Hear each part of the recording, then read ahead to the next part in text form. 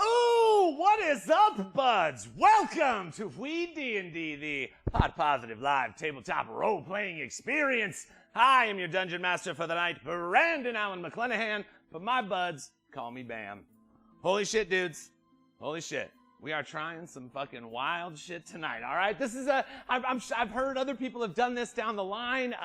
We started thinking about what we want to do. Now we've got the studio open. We didn't want to have a dark week while a couple of the cast was out of town.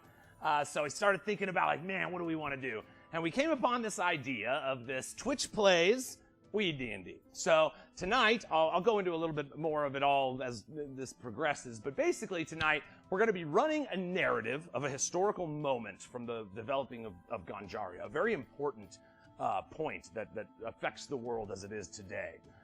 You will be playing, you collectively as chat, will be playing the thief fighter Kincaid.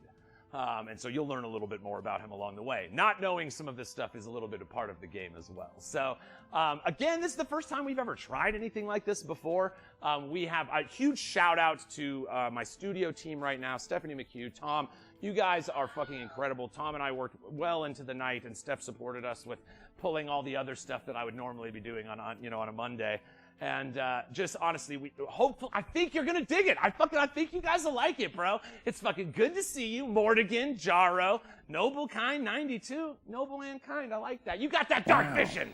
All players have dark vision, bro. All of them. Except for you, Kincaid, because you're a variant human and you don't have dark vision. Arch Nemesis, thanks for being here, bro. I'm considering naming our hashtag of the week sequence after you. Grim Wilder, hey. Marbanya, what's up? Coming in. Dylan coming in. Master Wizard. Dylan has seen me in my role as Mordred in Tournament of Kings out here in Vegas. For those of you that don't know, Hunting the Boojin, love you. I am indeed, my job for a living is I play the evil fire wizard Mordred.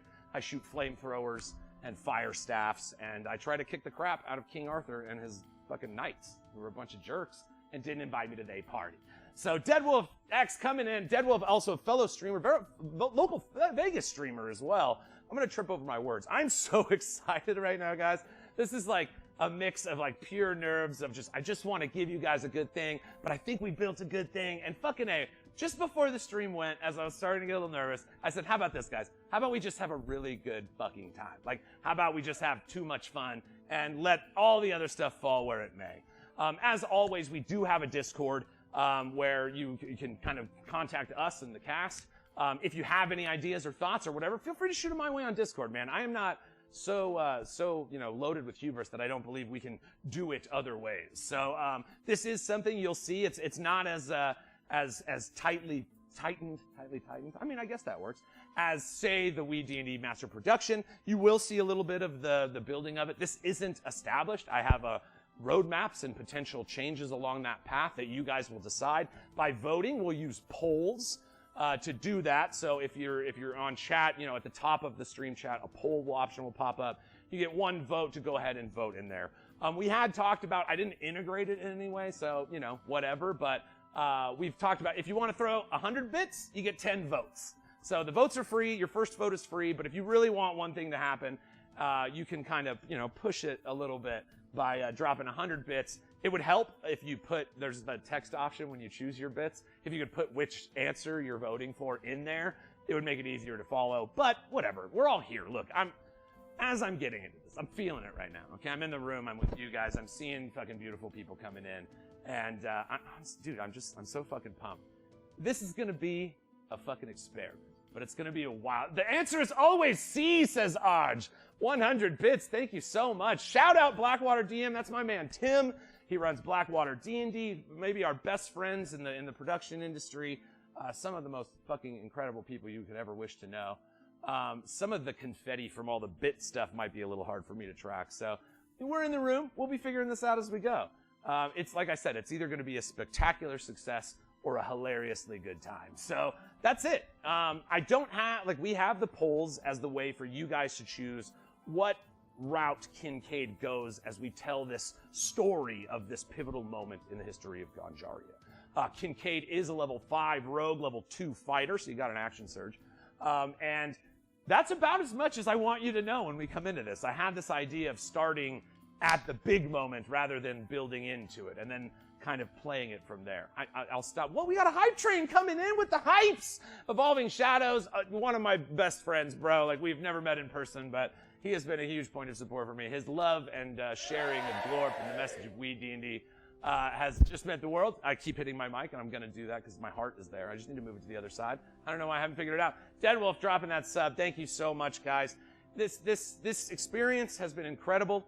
Obviously, we've had some tech stuff along the way. This is a new, like, we're theater people, bro. Like, we do a lot of that. And this studio is like, just as this show tonight was this big experiment. And so we had some weird camera settings that made it super dark on the ladies last week. And we are just kind of fine-tuning all that stuff as we go. So thank you for bearing with us. Your support means absolutely everything to me. And genuinely, this little piece of magic has grown over fucking almost 3 years now. Isn't that wild? It's almost 3 years. Almost 3 years now, we have been getting together to tell some fun stories. And I thought, what a cool thing to do to maybe let the buds get in on that. So if you ever want to have BAM for your DM, here I am. I'm ready to DM for you, baby. So this shit's going to be some rock, some roll, some punk rock, maybe a little country western, classical. It's like, there's a little classical taste to it. It's very refined. I'm just going to keep talking about it. No, so I did want to do just the business side, the shout-outs and everything. More again, all you guys. Drew, obviously, big man Drew, big, huge member of the cast. Just fucking, it's so good to see you guys. Thank you so much. We got, last week, I just want to shout out some of the people that helped support the channel. Channel 29, TJ, big friend of mine, has been very supportive through messages as we've kind of crafted our way through this world. Very awesome person, Channel 29. Definitely go check them out. And then again, obviously, I appreciate the subs. I appreciate the bits. And usually I try to shout you guys out as they happen. Obviously, when we play, we don't get the opportunity to do that. But for me, like, one of the best things you can do for this community, obviously it helps support the show, but also really helps bring people in and feel the fucking good vibe that we try to create here, man. And just this like joy of creation and play and connection and compassion and, lifestyle positivity. So, big shout out to a couple friends, couple of the buds, Bracarius and Double T, who shared a bunch of gift subs last week. So again, all you guys do is just, it's freaking so great. Shadows, thanks for the bits, baby. Thanks guys so much. I'm just gonna keep saying thank you until it's been 3 hours and we'll be gone.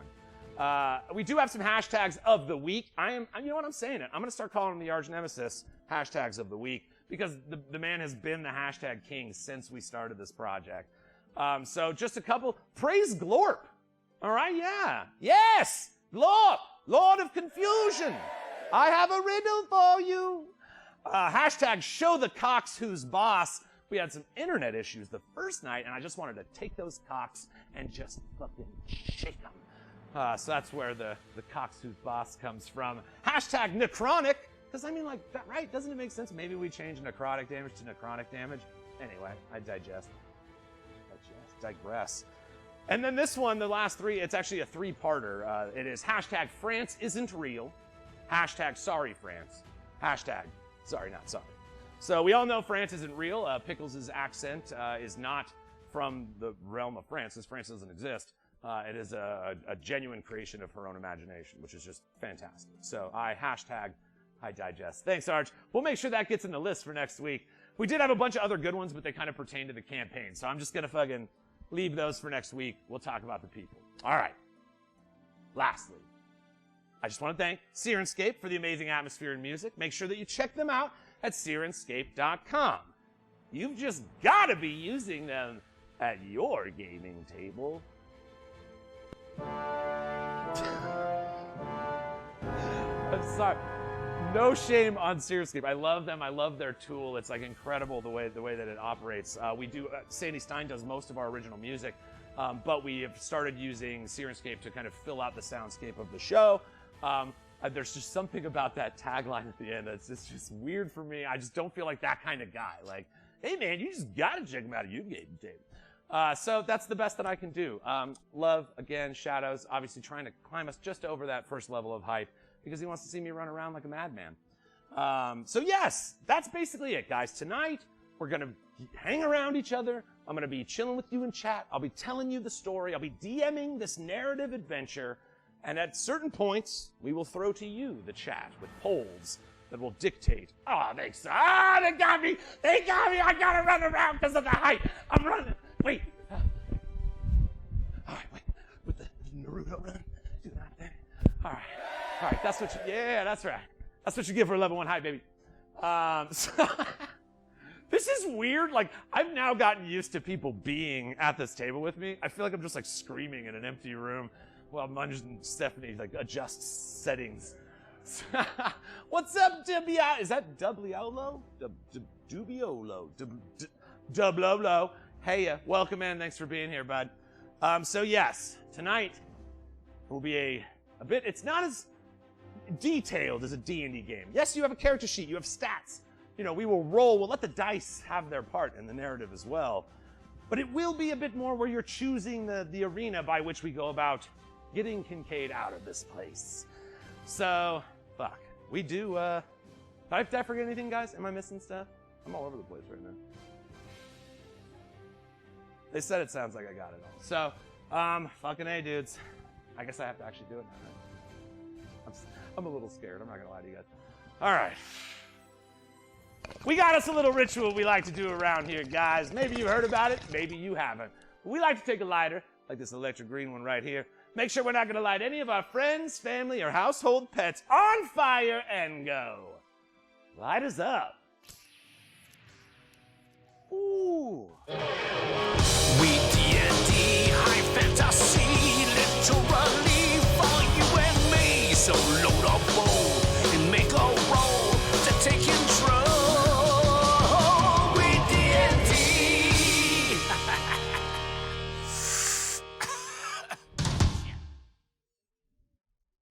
Ooh. All right, guys. We're about to light this bitch on fire. Here we go. Let me get a little sippy sip. Hydrate, baby. Hydrate. And, what do you guys say you allow me to set the mood?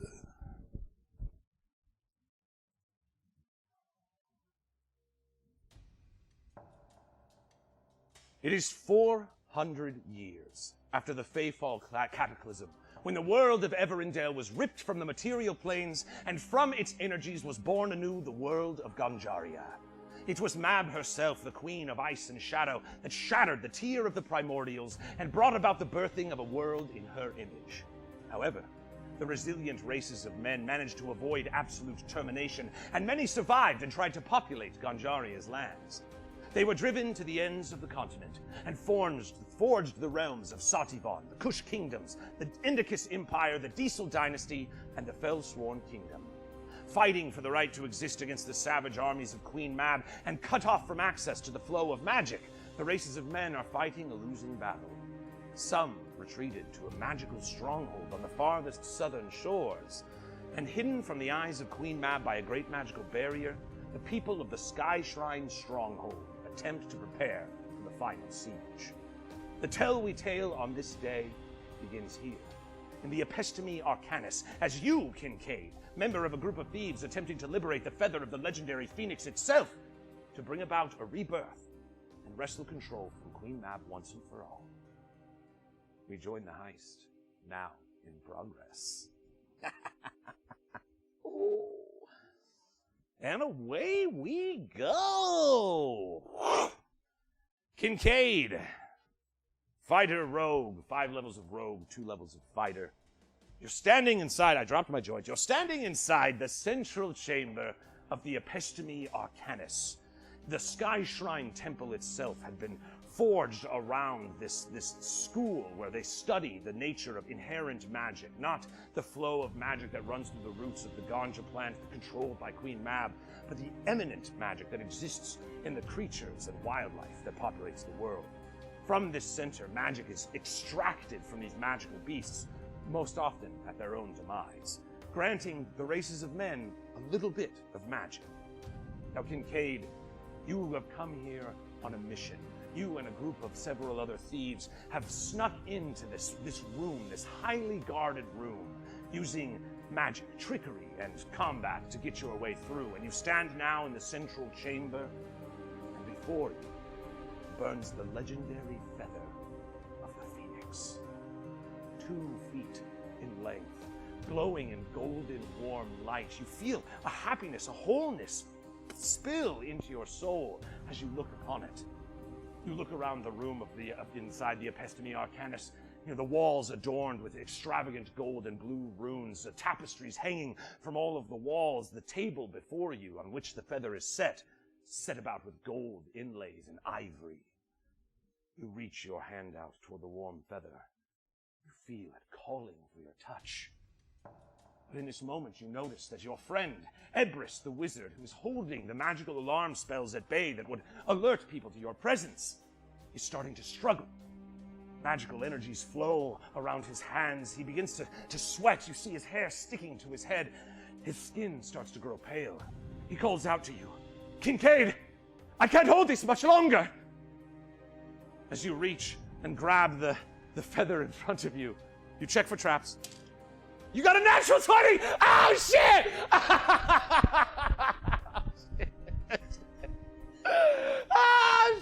Shit. Oh, okay, sorry. I will just throw out some rolls, guys, so feel free to shout it if you want to try some shit. Kincaid, you're the best there is, bro. There's a reason that you got called into this quest. And you see as you kind of set your foot upon the table and begin reaching for the flower, that the inlaid plates upon the table seem like they could shift.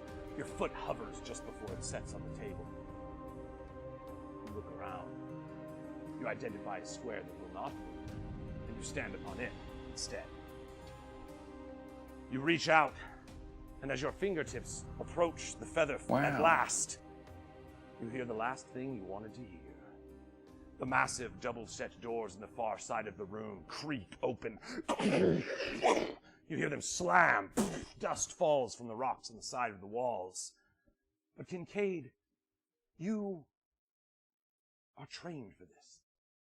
When moments of high pressure come into your mind, the world seems to slow down. As you notice, Ebrix, the runes of magic slowly, the flecks of dust dropping from the wall, the guard's eyes wide at seeing you reach for this powerful relic. So protected, they didn't even think to post a guard. The doors were supposed to remain closed. One of your other thieves failed at his task. The guard goes to reach for his blade. He stares you in the eyes. You grab the feather and it draws into a magical bag given to you for this purpose. You see the feather summon down into the bag. You cinch it closed. And you look at the guard. The room is slowly spinning around you. You realize you have several ways you could approach this task. You could use stealth and try to find an escape route, perhaps to the sewers below. You could fight and draw your blade and show your skills with your rapier. Or you could role play. Now, I'm going to run this poll. It's a 1-minute poll. We're testing this out. I love it. Here we go. Boom. You notice that with stealth, it would require an investigation in the room to find a spot. You have several means of escape. This heist was well planned, as you'll find out later. The combat is pretty straightforward. Pull your sword and best this guard before he alerts your presence to anybody else. Roleplay has its own little tree. Deception, intimidation, seduction, or deception. As we roll this poll out, you start looking around. I'm going to go ahead and give you a little insight into this. You look around, and you're not seeing anything outside of what you know. You know there is a grate in this room that goes down to the once ancient sewers below. You know, with a little bit of time, you could find it. In fact, to do so, perhaps gaining advantage on that stealth, if you leave the wizard Ebrix behind, surely the guard will attack him first. Your other options, roleplay, attempt to appeal to the humanity within this man. You are on a righteous cause. You attempt to bring this phoenix feather to bring rebirth into the realm of Ganjaria, and so you are more than a simple thief. It appears that you choose to roleplay. I'm going to, I don't know if I should do this as a poll, so I'm going to give it to you, Cass. Give me this right now. Feel free to just type it out. We're doing it this way. Do you want to deceive, persuade, intimidate, or seduce? Obviously, I know what you were going to... I don't even know why I asked. I should just put seduce in the first part. All right, Kathy. Persuade, deceive, deceptively seduce. I like this. All right. Whoever types exclamation point roll first is the roll that I will use. Exclamation point roll will give you a d20 roll in chat, and that will be the result of your charisma check. It's a 9, but you have a pretty great charisma, Kincaid. You have a +5, so 14. You turn to the guard whose eyes are called upon you, but he seems somehow augmented by the warm glow of the feather upon you, as if your skin resonates with the powerful magical energies innate in this legendary piece of this magnificently legendary creature. You see, he's unable to speak. He's looking around, considering calling for other guards. But you step forward, Kincaid. I know what you're thinking. You think I'm here to wrestle this from you, to wrong you. I tell you, I am here to save the races of men. If you let me go, we have a chance. Surely, a handsome man such as yourself believes in a second chance. The guard stands, stammered by your charisma. I cannot let you go. They'll blame me. Here. You see, he steps into the room, looks around. There are 2 ways you can get out of here, Kincaid. He doesn't know your name, but he knows it now. It was on you have a name tag. He's like, Kincaid. It's Kincaid, right? Yeah. He looks at you. There are 2 ways you can get out of here. You can try your way through the laboratory, where we test the magical natures. Fierce beasts and creatures lie in chambers within, but there are guards and wizards. Or, he reaches into his pocket, he pulls out a key. And he goes over to a nearby bookshelf, and you see him slide it to the side. And the grate that would go below to the sewers, you see in front of you. You hear the lock snap. He pulls it up and it creaks. It hasn't been opened in a long time. The smell of ancient sewer air drafts into the room, kind of a stark juxtaposition to the beauty and grandeur of the room around you. You see, he looks at you and says, the sewers are dangerous. There are many traps, and who knows what lingers down there. But I guess you'd better decide. Take your chances in the sewer, or fight the forces and go through the Episteme Arcanus. What do you do? New poll coming at you guys. Boom. I swear I'm going to get better at this part of it. How are we doing, guys? We having a good time? Are you guys enjoying this? All right. Boom. Where? Through the palace? Or, oh, see, here we go. Through the palace or through the sewers? I spelled sewers so bad just now. There we go. All right. Poll has begun. You know, you consider your options, Kincaid, as you look at the dusty depths below. Surely, the place where you're attempting to bring this feather deep in the chasms beneath the Sky Shrine stronghold, this may lead you there quicker. However, you are aware that in the other room, there are many magical beasts being confined, their mystical energies being extracted from them. But you also noticed a control switch. And if you switched that, you could create a chaos of magical creatures, and perhaps use that to mask your escape. So, judging your options, listening to the many voices inside your head, you consider. You look back and you see Ebrix. I can't hold much longer. I've only got about 15 seconds left of that. And you see he's holding the spells, backing over to you. You know, you see the guard is at first a little nervous. But again, he's just so drawn by your charismatic nature and the emanating magic of this legendary phoenix feather in your bag that he has been somewhat intrigued by you, enough to listen to your impassioned speech and believe that you are indeed doing this for a good reason. Who got it? Boom. Through the palace! Ooh, okay. All right, we're good. Ooh, okay. I don't know why I'm so excited. There's 2 options, and I know both of them. Oh, no, through the sewers one. Thanks, guys. I appreciate you keeping me on. I'm sorry. This is I just won.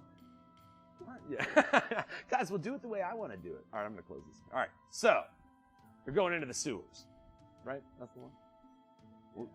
We're great at this. So ironing out the kinks on this, guys. All right, so Kincaid, you look over at Ebrix, choosing not to have sacrificed him. You could have just left him there and gotten away pretty easily, You choose to go with the motto, no man left behind. You see Ebrix holding onto the runes. The guard says, I'll shut the door behind me. And as long as no one is standing near the table or on these points, and he's kind of pointing around the room, the magical alarm will not go off.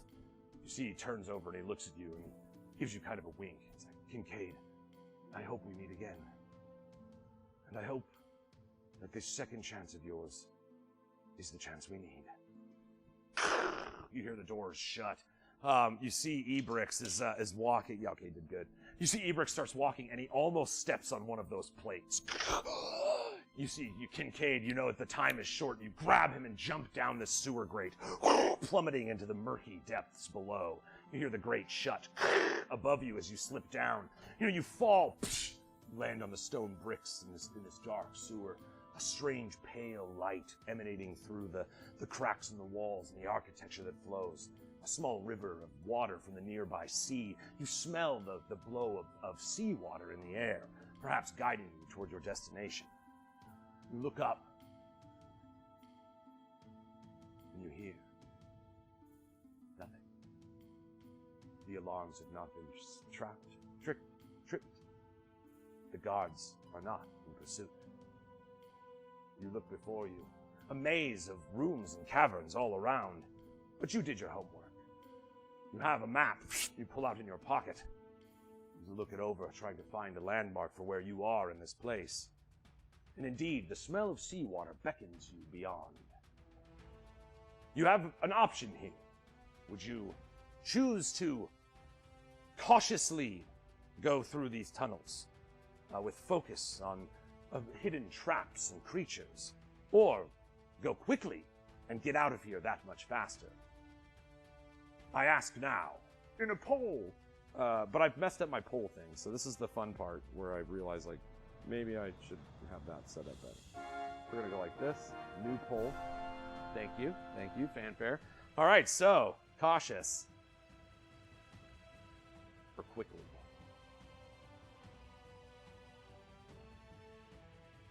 Boom. You think about what's at stake right here. You have, made arrangements for an escape vehicle on the outside of this sewer. And the forces around the Sky Shrine stronghold can only be kept at bay for so long, without taking notice to these events, these strange groups hanging around the outsides of the Episteme Arcanus. You also know that taking your time in this case could save you from catastrophe, as tricks, traps, and treasures, perhaps, linger amongst the hidden corners of this strange sewer.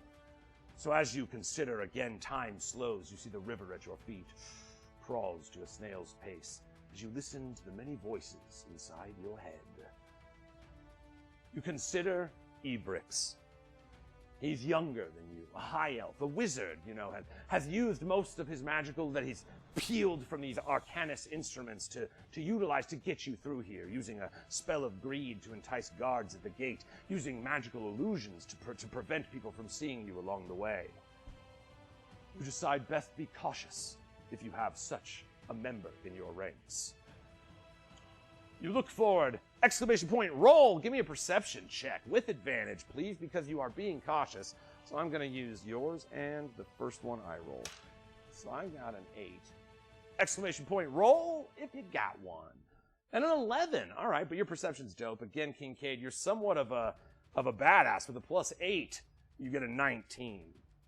You look at Ebrix. He's laying down on the floors beneath you. He's like, I can make it. I can make it. I didn't expect the runes and sigils of that room to be so powerful. I don't know how you resisted their call. You have the feather. Here he looks at the glowing pouch at your side. Yes, surely you do. Well, shall we then? You see, he starts stepping, and just as he does, you grab his robe, and his foot kicks forward and trips the small plate just in front of him. It plummets to the ground beneath, and a pitfall trap sits directly in front of his path. Kincaid, you pull him back. Look him in his eyes. Beware, rookie. These walls live. You'll be lucky if I can get you to the sunrise of tomorrow. You grab him and start exploring your path through the caves. You're moving along. You know, you've got your map out. You're following the smell of seawater as you kind of figure your way through this path. You look down. You finally see pillars. Yes, the pillared archway. You're surely on your path. You see Ebrix behind you is somewhat tired and cold, as if this extreme use of his magical energies has just withered his body. He kind of puts one arm around you. He's, would you mind supporting me? You do, but you don't say it. You move him along, and suddenly you see a great opening with light spilling beyond it. But if not for your high perceptive abilities, you may have missed a looming creature beyond. The entirety of this 20-foot archway seems to be shimmering. The light beams that shoot through it are askewed and sent around, and there's a strange motion to the air around it. You look at Ebrix. You know what that is, Ebrix? No? That's a gelatinous cube. Wow. You grab a rock and hurl it forward. It just sticks. It is engulfed by this strange gelatinous body. You see it floating there as if, you know, as long as this thing doesn't move, it's almost invisible. You see Ebrix looks up at you. I have one spell left. Shall I use it on the beast? So would you like to use combat or magic to go? God damn, I'm so. I'm sorry. This poll thing is pissing me off. Here we go. How do you want to fight this creature? With sword or with spell? Or you could try to run around. I'm going to give you a third option. Or just speed and run away from it and try to get around it. This is the most direct path to where you're trying to go, but you have a map. You know, it would just take a little bit more time as you run into the cave. So the poll runs. You know, the air slows around you as it always does as you hear the many awesome, cool voices in your brain start battling to just determine what to do next. You know, the magic of Ebrix is weaker than the magics of most, as he is using these strange devices made in the Epistany Arcanis that extract magic from these, you know, elementals, and dragons, and basilisks, and then allow casters to augment and cast some magic outside of the grasp of Queen Mab. This toll it takes on your body is immense, as the magical energies within these creatures are made for those creatures, and you are no dragon. You see as he looks at you, you know, I think my magic will do it. You know, he's breathing heavily as if perhaps this might be a little too tasking for him to do. But, again, you've saved him this far, twice now. So, you look around, you know, you check the pommel of your magical rapier. You know it would strike the body true. It is no normal blade that you carry at your side. And so you decide best, use the resources that cost you the least. Your mission is the most important. You must get this feather to the ritual chamber and begin to the pools of sundering and begin the ritual of transcendence. You look at Ebrix. He doesn't have to say a word. He nods.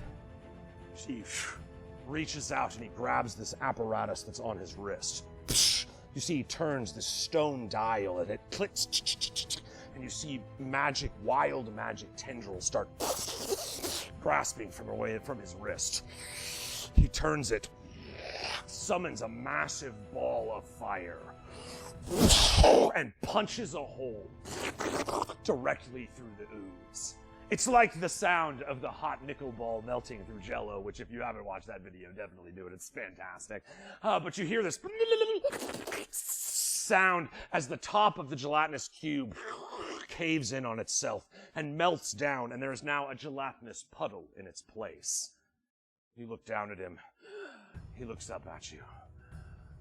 You'll have to go without me. What do? Do you go without him? Or do you take him along? In the state that he's in, you would surely have to carry him, and you are a dexterity fighter. You're not the strongest man in the land. But Ebrix is small. His elven bones are light. You see, he settles against the wall. I did my best. I told you I would do my best. You see, he coughs up a little blood. No. He holds his hand out as you reach for him. As long as you get where you're going, it matters not what happens to me. I will be a light in the fires of rebirth. But if we fail, Mab will kill us all. I know you're a hero. Leave me. He slumps back. Leave me. The air around you grows slow. You listen to all the many options that are at your disposal. And you decide, what good is a man worth saving who would sacrifice one so pure? You reach down and grab him, hoisting him onto your shoulder. He's too weak to protest. You feel he faints. With the weight of this man on your shoulder, your movement is now reduced. You start moving across the path, making sure the little sticky puddles of gelatinous cube, are not still alive. They do not move as you approach them. Cautiously, you step beyond their grasp. You manage your way down, listening back once more if the guards have heard or are made aware of what you have done. And so far, it seems they are not. Though you are moving slowly, you are not being chased by anything. The monstrous threat that loomed before you is no more. You make your way to where your pickup is to find you, just on the other side of this pillar. You turn around, hoist down Ebrix onto the ground, wrestling his head on a small pile of mud. He lays there, looks up at you, somewhat lucidly. Thank you, friend. No problem. You put your hand on him. You turn. The beam of light comes through from the outside. You shine your eyes. And you remember 2 weeks ago when you sat in the Diesel Dynasty, plotting the actions that have just unfolded. We go now to the city of Arkanos, the capital of the Diesel Dynasty. A city built with the City of Glass, as it is known throughout the realm. Large plumes of volcanic gas permeate the streets. Rivers of lava flow through, and breathing apparatuses are required by the civilians that live in this harsh and inhospitable place. The hot sands of the desert create a barrier of defense from the icy creatures of Queen Mab, and so the Diesel Dynasty has grown strong, as it was already strong when ripped from the world of Everendel. Inside one of these large glass tubes, you set in a bar within the Diesel Dynasty, and sat across from you is Braxis Nade. You see, he's a skinny, thin man. You can almost see his veins through his blue veins through his pale skin. He's been somewhat racked by his attempts at artifice. In the realms of Diesel Dynasty, these warforged and steelborn creatures do most of the work, and the humans have given in to studying arcana and artifice, trying to find ways around Mab's grasp of magic itself. He sits across from you at this bar. His teeth are somewhat blackened, his eyes sunken and hollow, his dark hair hangs over his face, but he is a man of extravagant wealth and importance. He says, Kincaid, I have heard about you. I have heard that anything that needs to be gotten, you are the man to get it. I offer you the last chance. And he sets before you an image of the area that you are currently, where you were currently, in the Sky Shrine Stronghold. And he says, do you know what this is, Kincaid? You refuse to answer. You don't know. You're not going to say it. He points. He says, this is where Ganjaria herself was born. where the tear of the primordial was cracked and fell as the sky shrine peaks dropped and plummeted into the great ocean, creating the landmass of Ganjaria. What Queen Mab didn't realize was that the magical energies unleashed in this place would be beyond even her control. I need something from in this place, for below the realm of the Sky Shrine stronghold, there is a ritual circle that surrounds the pools of sundering themselves with the raw energies of pure elemental magic reign. If you can get me the feather of the phoenix, wrest it from the hands of those lousy episteme arcanist fools who diminish its strength and will surely extinguish our only hope. If you can bring me that feather and meet me below, we can change the world together. You see, he smiles somewhat, a little chaotically. There's something about him that, but you rolled a 2 on your insights. You're like, this dude's cool. No, but you could see, the Diesel Dynasty, these people, there's rumors that they are practicing with devils and demons to get access to this artifice that, has allowed them to exist, even without the pure raw magic of Ganjaria. You see, he nods to your crew, you and you've got Ebrix the wizard, and then Giles, a fellow thief that was supposed to keep that door from getting open, who apparently failed in his task, or possibly sabotaged. You consider this option. What else can you do? The world right now currently is in peril. The armies of Queen Mab will win. Without magic, there's no way to fight back against these hordes of magical creatures. It may not be a good option, but it is an option. You accept. You see, he reaches out for you and he hands you this little small circular stone. Wow. When it's time to leave, place this on the ground, and you shall have your escape. You see, he throws a little bit of gold you use to procure your travels from the far northwest in the Diesel Dynasty to the far southern tip of the continent of Ganjaria. You and your crew start considering, you grab a table at this bar and start talking over how best to go about it.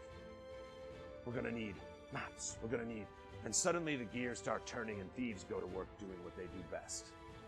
But as you sit at this table, another man approaches you. His name is Aldous Arathanus. He hails from the Kush Kingdoms, and he sits down at your table uninvited. You all turn and look. The materials you discuss in this moment are sensitive. But it seems like he already knows that. He reaches forward. A feather that looks like it's been burned. Nothing but black ash and the thin bone line that holds its shape. Do you know what this is, Kincaid? This was the last phoenix feather that Braxos Nave was able to get his hands on. As far as I know, there aren't many left. Look, I understand. We're in the dynasty now. The people of the Kush Kingdoms will do well to support your efforts.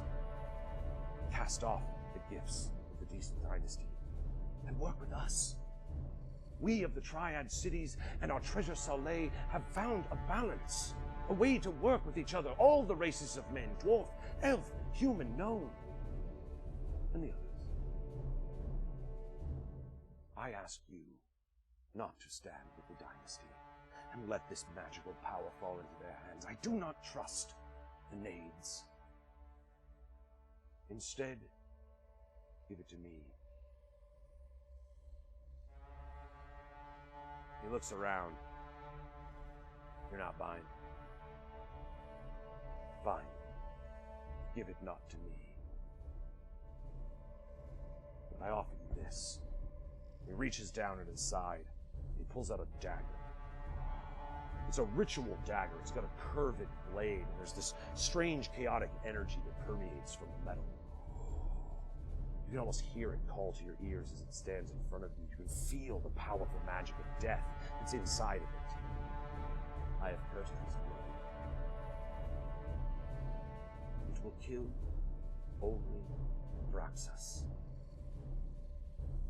Puts it under a napkin and slides it across the table. Reaches forward. Let him summon the Phoenix. Before he attempts his ritual to extract its energies, use this.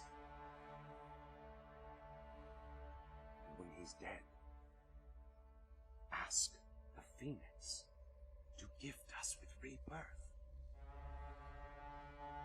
He leans back, settles.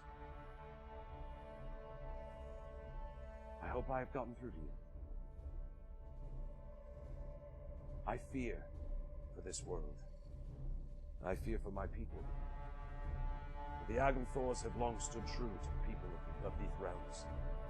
And we offer you home and harbor if you're ever in our area. I hate this desert. The machines that live here. It is up to you, Kincaid. Whether you know it or not, many forces are at play, and you seem to be in the middle of it all. This is far more than any heist you've ever been on. The world itself rests in your decisions. He stands up, pulls himself away, nods. He hands you a rolled missive of papers. It is unlike those of the Diesel dynasty. My people are welcome in the Sky Shrine stronghold. And we can help get you away from the Episteme Arcanis much cleaner than the bravado of the Diesel dynasty may provide. I have no way of knowing what you will choose, for you could lie to me in this instant. But I hope you choose the right thing. He slides the dagger all the way over to you, Kincaid. You grab it and wrap it up. You can tell it's cursed. Some powerful stuff has been gone on, but this targets a single kill for Braxos. You pop it into your bag. And you have to decide which of these factions shall you go with? Will you side with the Diesel dynasty? The power of aberrant artifice, this high magics. If anybody knows what to do with high magic, it's surely them.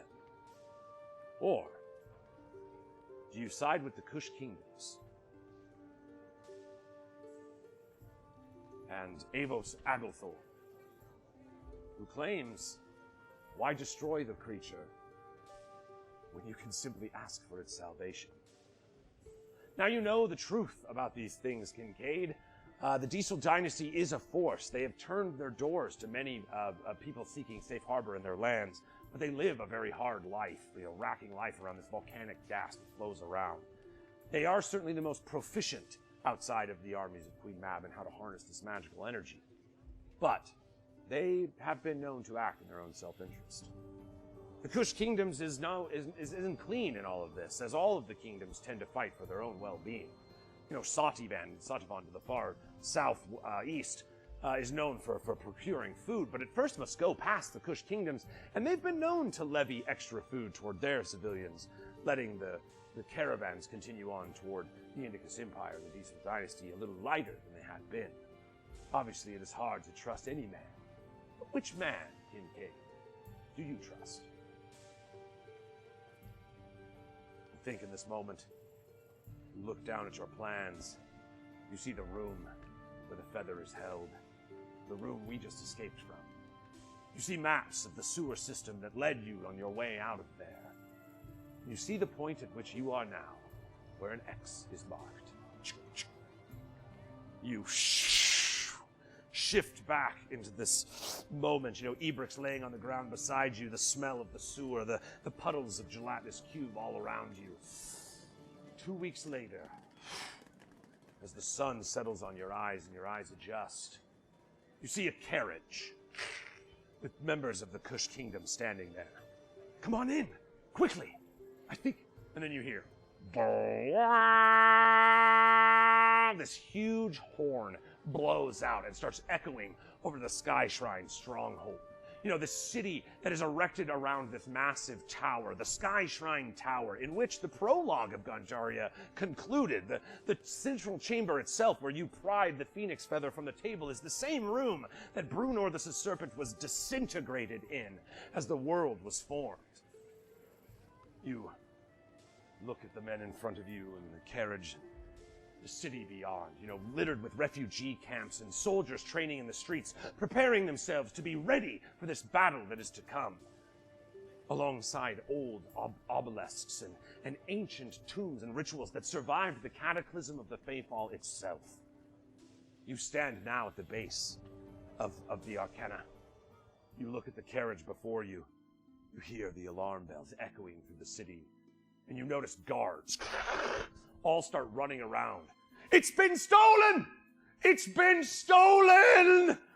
You see the guys in the cart. Get in! And you guys begin your escape. You know, the horse starts pulling and the carriage draws. You're just able to grab Ebrix from the ground and launch him onto the back of the caravan as you guys start blowing through the cities. You know, you see some of these strange mages that work inside the Episteme Arcana jumping up onto the walls, pulling out those same kind of wristbands that Ebrix was using, and start calling upon their internal energies to summon spell magic. Some of them start flying from the tops of the Arcana. You see other guards start jumping on horses as they all start running.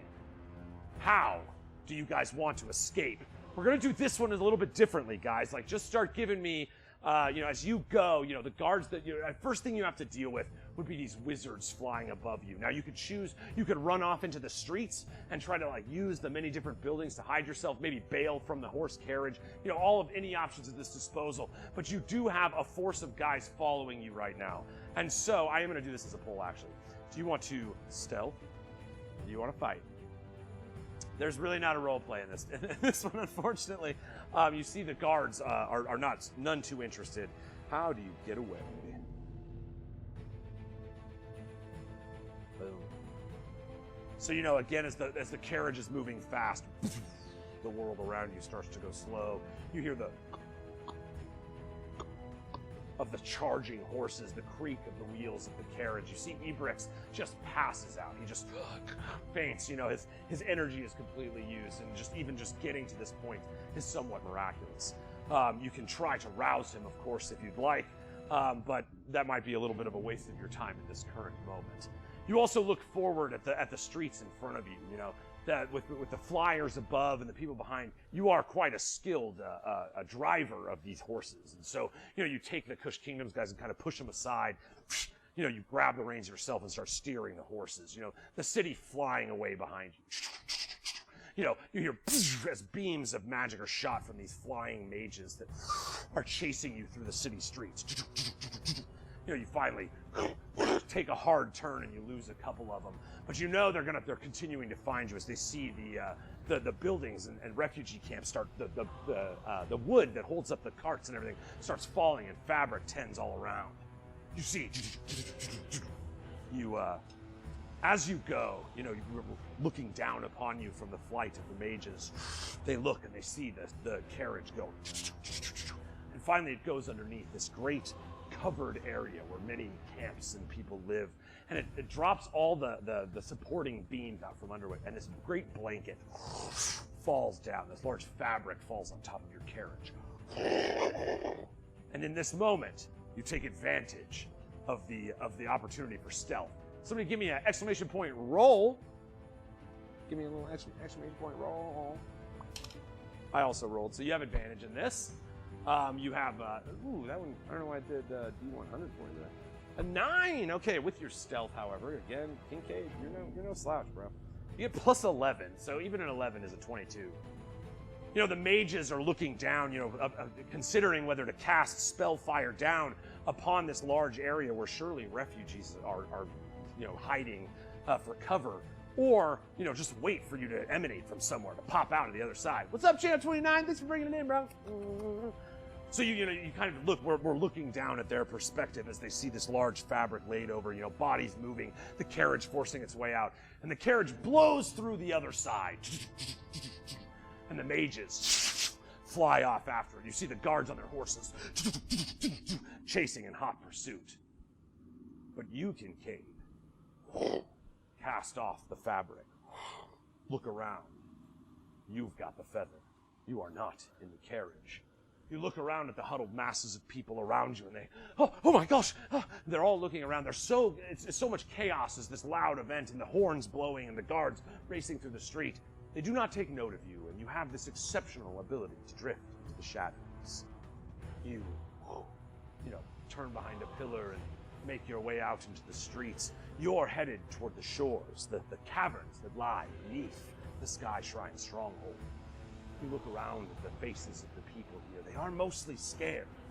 This is why you must do what you do. This force, these people that are here, stand no chance if Queen Mab can finally see beyond the great magical barrier that protects the city. Full of resolve, you nod the carriage as it goes away. Ebrick's still kind of passed out on top of it. As you're using this opportunity, he would only slow you down and make it easier to catch. Your mission is true. You start walking toward the edge of the town where one of the great walls is cracked, and there's a cliffside that goes down to the edge that goes all the way down to this series of chasms below. The 13 plus... 13. With a 13, you start descending down these steep cliff faces. The seawater that splashes upon them, makes it slippery in your hands as you try to climb down. You place your foot on a stone, and suddenly the earth beneath gives way. The rock falls, but you do not. You manage to climb your way down. You pull out a piton and link it on. You tie a piece of rope and swing down, dropping into the caverns beneath the Sky Shrine Temple. You look around you, and it is a sight hard to believe. The cave walls themselves hum with magical energy. But not the bottled or contained form that you've seen these mages wrestle from their strange wrist-mounted devices. Nor even the magic from the magical beasts contained within the chambers of the Episteme Arcanis. This is magic in its purest form. It stains the walls all around you. As the roots of the mystical Feywild plant GANJA draw from this, that is the magic created by Queen Mab that she alone holds control over. You step in, you look in front of you, and there's a series of openings in the ground before you. Strange pools riddled with magical energies. And before one of them, etching arcane mystical runes into the ground, is Braxos' name. You've made it! Bring me the feather at once! You see, Sarsier, he has this magical quill that just appears in his hand. He's etching these runes all around. I have it nearly ready. He takes a crystal out of one hand and sets it on one corner of the pool. He takes a diamond out of his hand and sets it on the other side of the portal. He reaches inside and pulls out a pearl, jade, amber, ruby, sapphire, emerald, and he places these magical stones all around. You see, he starts summoning the energies. Bring it to me! Bring it to me, Kincaid! The time to call the beast is now! Let us begin the ritual of transformation. You stand. On one side of you, the glowing bag, filled with the feather of the phoenix, a living, legendary, magical beast said to gift rebirth and salvation, who died once and is born anew, but has not yet been born anew in Ganjaria. Only these feathers remain. On your right side, sheathed, the ritual dagger itself.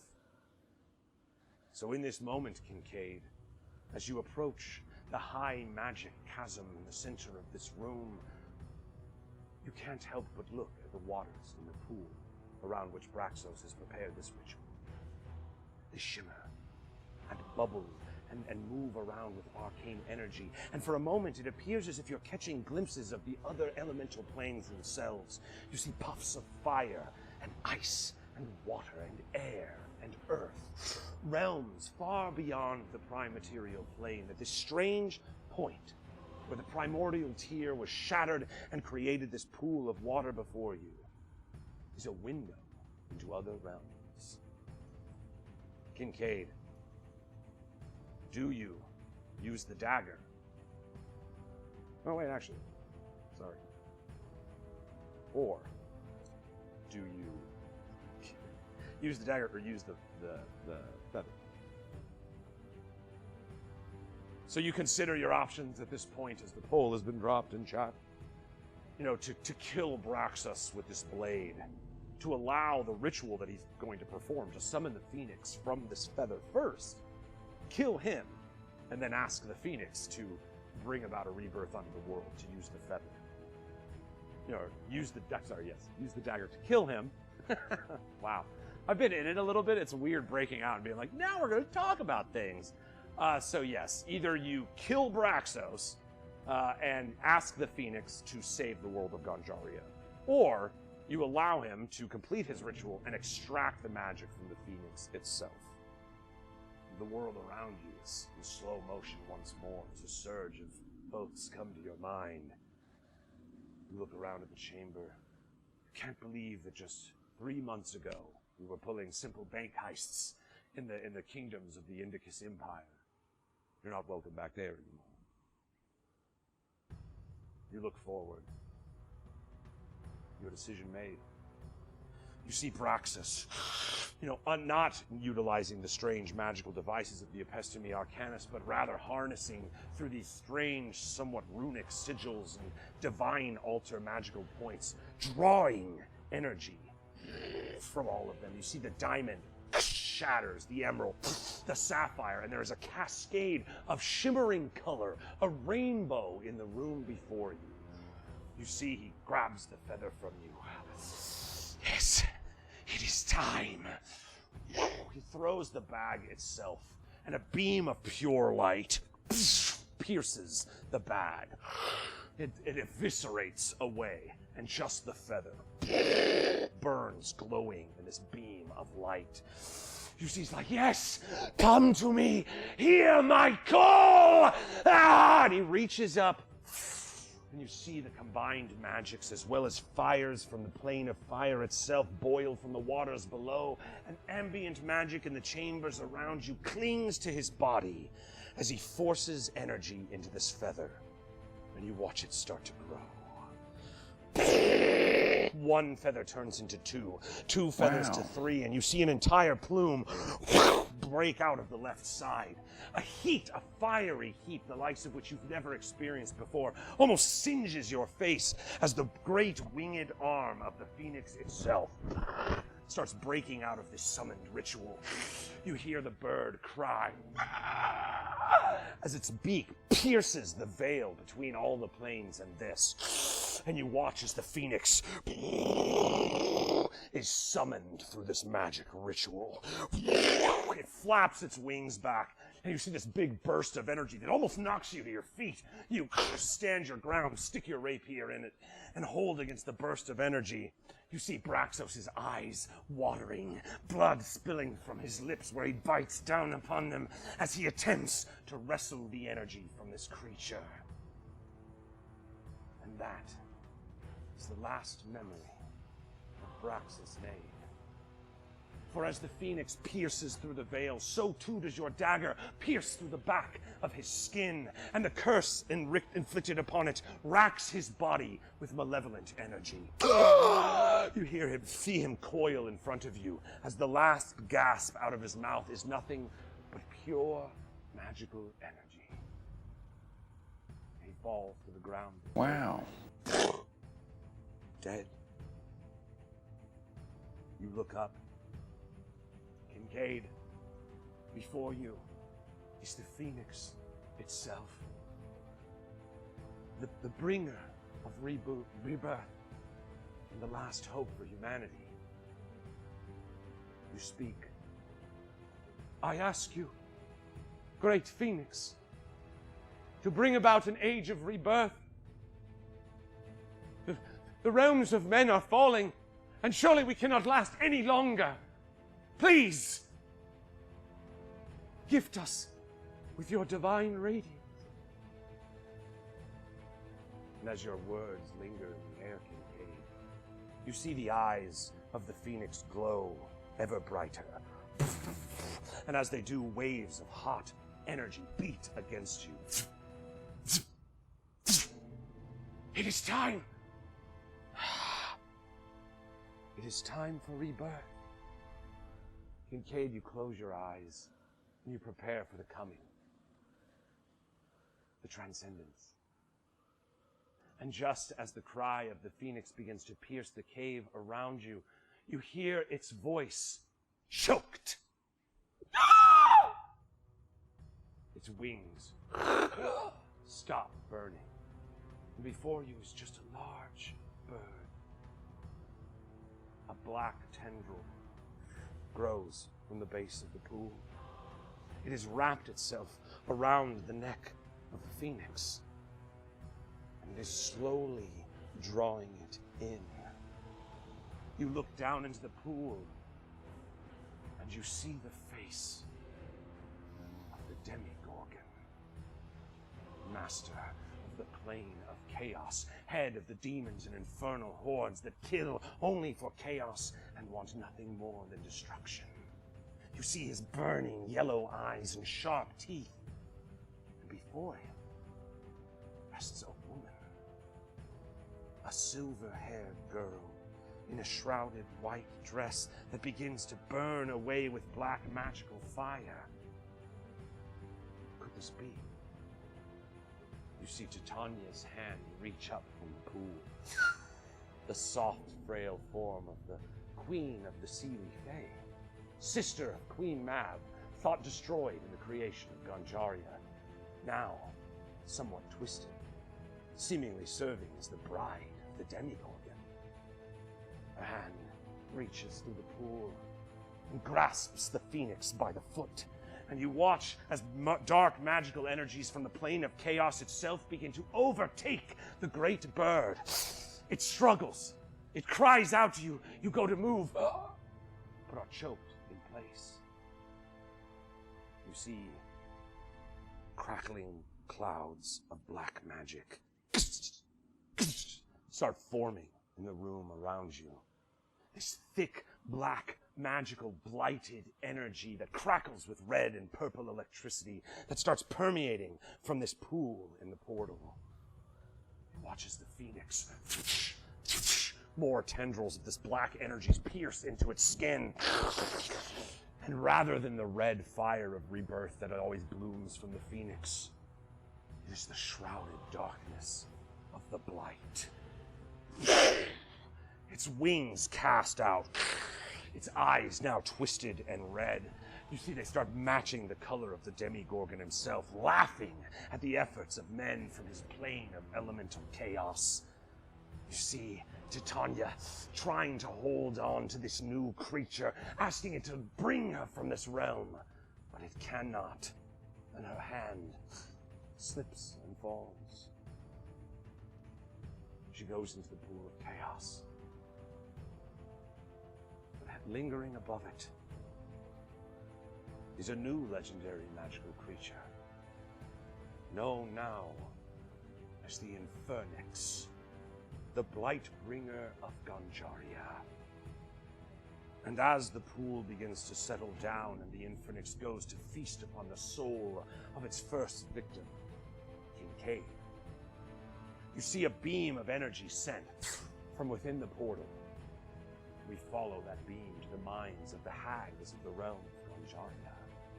Auntie Agatha Frogwort, Auntie Bruja sitting upon the Baba Yaga. As Titania calls to all the hags of the realm to summon her, bride of the Demigorgon, into this realm and wrestle it away from her sister. And that is the end of our adventure, guys. Blah! Okay. Ooh, shit. Okay, all right. Thank you, guys. Fucking A, guys. This was, oh boy. you just kind of go there, and then you come back and you're like, I'm like a dude in a body. And thank you guys. Thanks so much for all of you guys, dude. Thanks so much for fucking doing this and being here and like making it drive and, you know, voting in the polls and just kind of going with it. I hope you guys had a good time. I know it was like, I'm still figuring it out. Even now after doing it, I already have like 10 things I would change. But honestly, just like being able to do this with you guys, like get together and just create something that didn't exist, and we kind of built this collaborative storytelling experience together. And trust me, there was lots of variations that all of that could have gone, and depending on the choices you made, we get the things that ended up happening. To put maybe too fine a point on this, this is 125 years before the events of the main campaign, the 5-chapter saga of Ganjaria, of which we are on chapter 2 right now. But this is the birth of the Blight itself, the creeping shadow that is growing from the southern part of the continent that has forced Queen Mab to give magic back to the humans.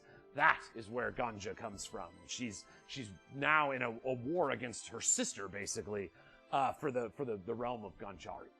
And so thank you guys so much for joining me on this. I thought this was a really fun way to not just to let kind of all of us come up with this idea of like, you know, this key historical moment in the world that will develop. I think if you hang around with us, obviously we're here every Tuesday at 8 p.m. Pacific, but I think you will find, if you rode along for this little adventure, that some of the echoes of these events and the people, places, and things thereof, decisions made by you through this experience, will actually echo into the living world even 125 years later, including literally a magic item in the room that the players are in right now. So, awesome to fucking get to do this with you guys. I hope you had a lot of fun. We do, obviously this is Weed&d, man, if you guys are new to us, or I saw some people came in, but I was kind of trying to keep it together, so I apologize if I missed anybody coming in. But this was an experiment of sorts. We were trying out the idea of a chat-led adventure. Honestly, I will absolutely be doing more of these. I think it also is something we can do off of the Tuesday night also, or whenever, you know, we can't get everybody, I could do these. There's so many other things. Awesome. Okay, thank you. As long as you guys, honestly, it's just you guys, man. It's like, if you guys want this stuff, then we'll do it. If it's, you know, whatever. Trust me, I stressed all day up until this point, so it's like I'm having the weirdest moment of release right now that it's just like, that's done, and it went all right, and I had fun, and fucking I'm sweaty, and so it's honestly, guys, it's this community and this thing, this little piece of magic, it really does mean the world to all of us. It got us through some really, really hard times, and honestly, it just keeps continuing to do so. We've had 2 magical crit hits, like right at the beginning of both sessions, which I just can't get over. I didn't smoke much weed tonight. I think that's weird. I'm gonna light it now. But thank you guys so much for hanging. Thanks for everybody that come. Like, I know it's like it's always easy to like throw up a nice window or whatever, but like engaging like that, I could kind of bounce it off you. You know, I'm an open book, guys. You can fucking just like, I won't be offended if you're like, I think this could work, but obviously I know the poll system could be cleaned and streamlined. And I already have. Trust me, I have a million ideas already. So. Guys, thank you. This was honestly just such a fucking treat. It was fun to do. It was like a great thought experiment in the lore of the world. And it's like, we did this, in case you're not know, we had a prologue, 76 sessions through COVID that we played digitally. And that told the world, the story of like what led to the birth of this world. I originally had like that in mind, but I let my players decide how all that fell out. That's how Queen Mab got the Tear of the Primordials, was from our original campaign. And so it's like, it's fun in this collaborative storytelling experience to like, I know the Blight's coming, but the who, what, and why of it all is, you know, could be determined by this kind of key moment. And I know a little weird to do a heist thing where you don't get to do the heist, but I thought the idea of just like starting a sesh where you're holding the fucking feather of the Phoenix would be a cool thing. Huge shout out to the guys that, you know, the D&D folks that were, you know, given the extra D&D stuff of, you know, checking for traps and things like that. I think incorporating a little bit more of that is definitely the way that we're gonna go. Thanks for the follow. Thanks for the new stuff, guys. I know I'm gesturing like crazy, right? I think I'm just hyped, bro. Like I just got done with like a marathon is what it felt like. We didn't even do an intermission, yeah. So yeah, dudes, I think fucking A, we have done what we came here to do. As always, my endless love for all the support, the incredible Buds community. Huge shout out just to the incredible people that do so much. Sandy Stein does almost all of our she does all of our original music, and then we augment it with some Sirenscape stuff. Vlad Kolinik does so much of the graphics. Munch Party is the one responsible for all the insane and incredible imagery that you saw tonight. that really kind of help bring it together. I like the, you know, a little half production, half with you guys building it as we go vibe of this. And so thanks to, you know, your encouragement, I think we will probably do some more of these. I do just want to say, fucking play D&D fucking all the time. Like, do it. If you haven't played, get together with your friends and play some D&D. It is a really good thing. Hopefully this at least scratched the itch for you here tonight. This studio is a work in progress, and we are really pushing toward a new horizon. We've got some exciting new amounts. Thanks for the subs, Mike. I appreciate you, bro. So good to see you again. But we do have some pretty big announcements coming out next week. I'm gesturing just as much, but it's below the DM screen, just so you know. Just like over here doing this. But yes, next week we will be resuming the second sesh of our Chapter 2 saga. We have some incredible characters, a new cast lineup with new players. Nicole Unger, Brenna Folger, Jake Taylor, Drew Yanamori. Some of them are here in chat right now, and I love you guys for being here. Thanks so much. It makes it easier for me, because it's like weird to not have you where I can like touch and shake you right now. This is the Art Hard Studios. We're going to be bringing all kinds of new stuff, maybe stuff like this. And I appreciate you kind of just letting me take you on this ride together, man. Art Hard, fucking be nice to people and, you know, love yourself, love your neighbor. So we do have us a little ritual we like to do around here, man. Maybe you heard about it, maybe you haven't. But we like to take a lighter, like this electric green one here that you have in chat if you're one of our subscribers. Make sure we're not going to light any of our friends, family, or household pets on fire and go. Lighters up. Ooh, thank you so fucking much for playing D&D with us, guys. Hopefully you can come join us for next Tuesday at 8 p.m. Pacific. I fucking love you guys. Oh,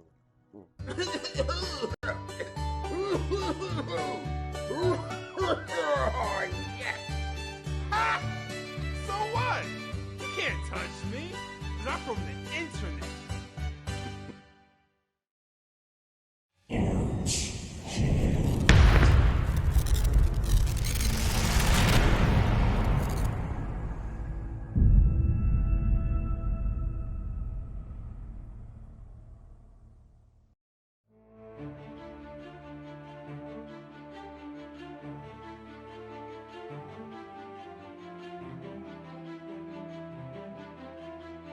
Wow.